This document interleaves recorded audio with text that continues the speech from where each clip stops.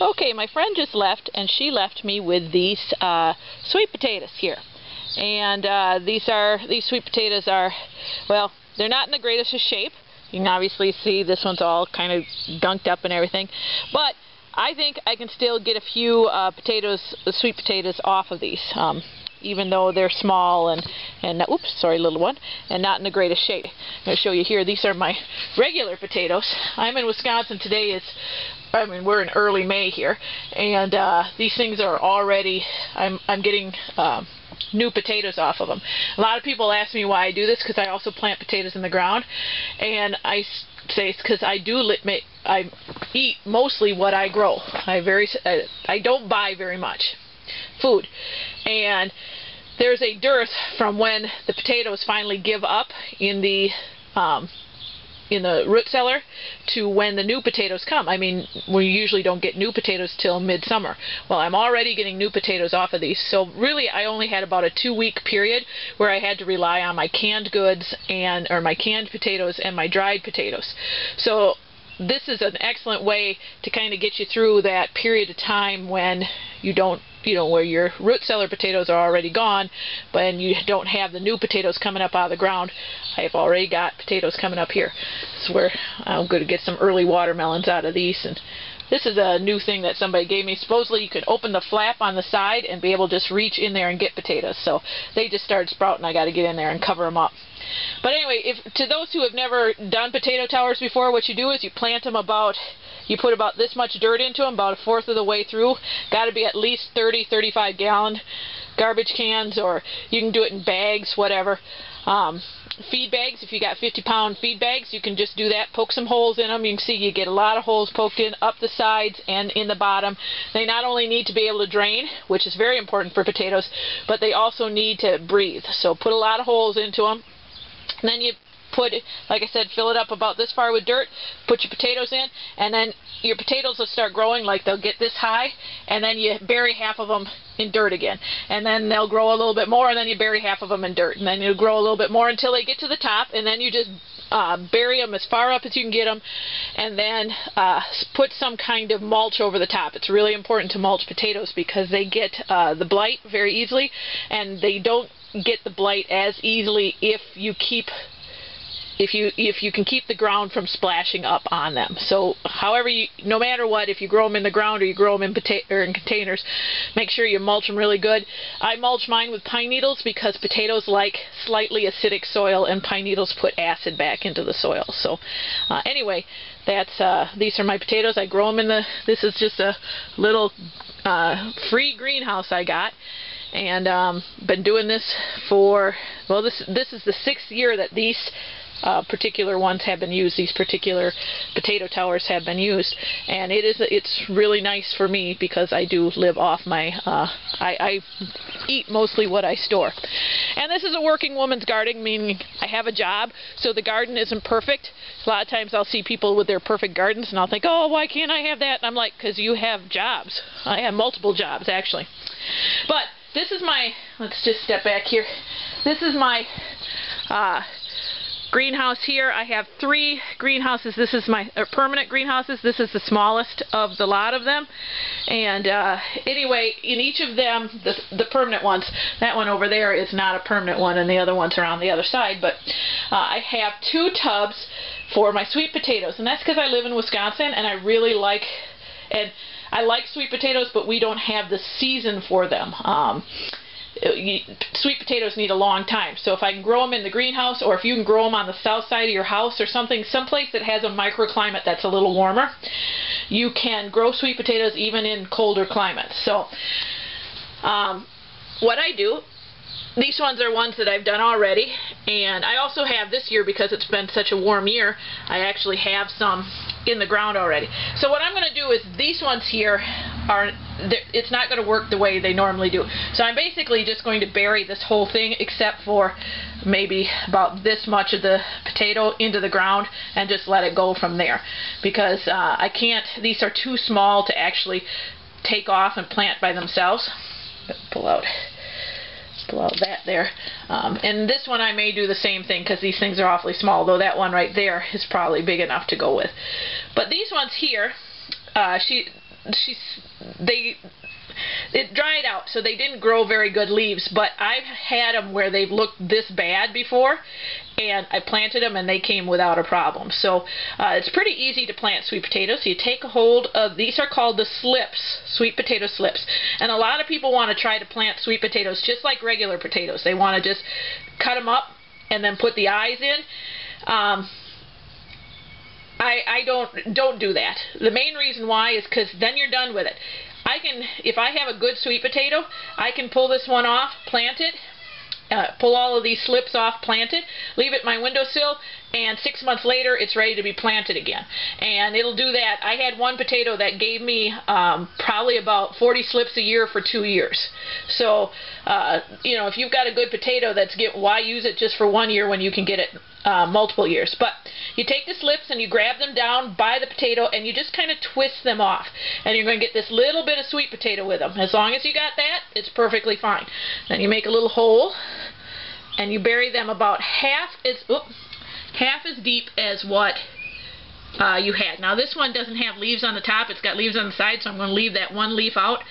But anyway, then we're going to put this in here, and more than likely, I'll come back in in like a week or so and show you, more than likely that's going to take off. So then I'm going to do it again here. Take this one here, that one there seems to be long enough, so we're going to take it and just give it a little twist. Most of the time they twist off pretty easy. We'll have a little bit of that in. That's all the food it needs before it starts taking root. It'll take root very, very quickly.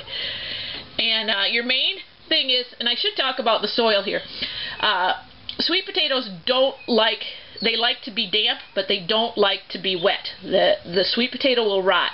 It's kind of you kind of have to learn to do it, and I sound like an expert. I've only been growing sweet potatoes now for maybe 5 years. I'd have to think about it. It's either 4 or 5 years, so I'm not a super expert, but this is what I do, or this is what I've learned is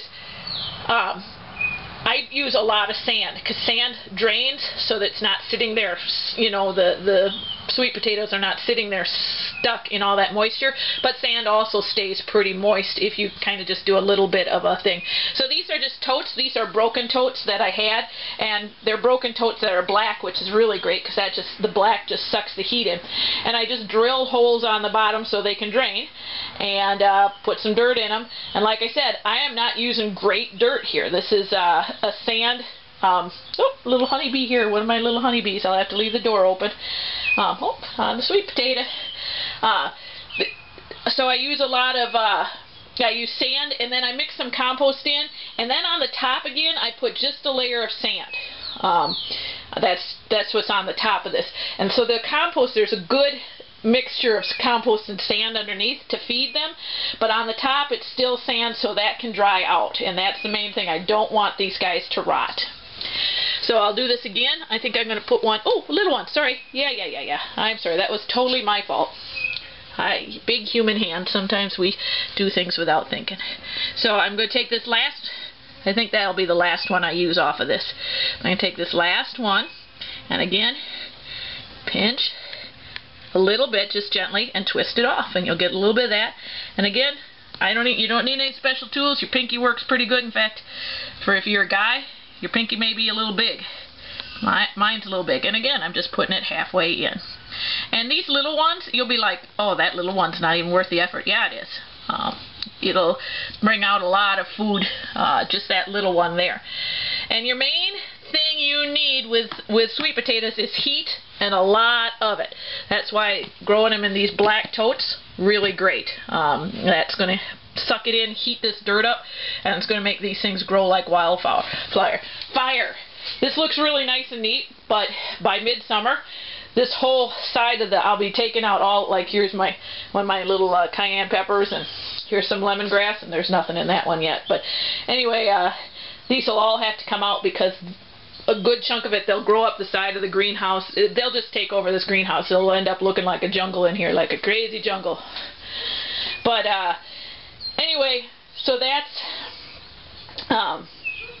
it. That's how you do this. Now, these ones here, like I said, I'm not even going to try to save these. It's not, see, like this one here, because I'm going to leave these ones here. It's going to keep producing and producing. I may even get more next year out of it. It's still in pretty good shape. It's not good enough for eating, obviously. It's kind of shriveled up, but it's still in pretty good shape, so I'm going to use it. Now, these ones here are not in good shape. They're bad. In fact, I can mush it. If you're looking here, you can see I'm mushing. So they're starting to rot already. So I'm not going to worry too much, or I'm not going to try to save these ones for future planting. I'm going to put them in, and this is where you actually could have used another tool, but see how far deep this goes in. Get in there, and we're just going to leave the top sitting out. And last year was the first year I ever did this, and that shocked me how well that worked too. So this works. I like to leave the whole thing together, and then it'll just take over this whole side. And I'm going to do the same with this one here, a little further over. This is the last bunch of my sweet potatoes. I might have spaced them out a little bit more if I had more places to put them, but I don't, and this will just make sure that I got plenty of sweet potatoes. And then I'm just going to put it down in. Now, this is not how you do it normally. It's just that these were both so rotten, I'm not going to try to save them. And we're going to just let nature take its course with these guys, and nature will grow the sweet potato off, a lot of sweet potatoes. Come next fall, in the greenhouse here, we won't get the frost as easy. It'll buy me an extra couple weeks of no frost, which will buy me more time for these sweet potatoes to grow.